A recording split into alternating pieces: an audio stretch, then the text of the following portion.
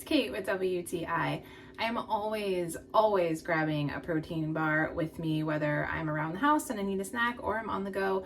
I always need a snack with me, and it can be a real challenge for me to find a protein bar that is plant-based and that doesn't have too much sugar added into it. So I was really excited about this IQBAR.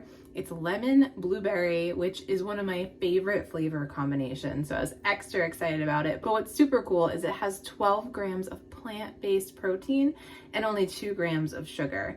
So I was so excited to be able to find this protein bar. Check it out. You can see I can already smell it too, just opening it. You can see the little pieces of blueberry and lemon.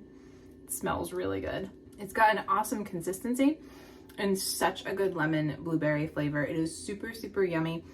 And it's sweet, but not too sweet with that just 2 grams of sugar.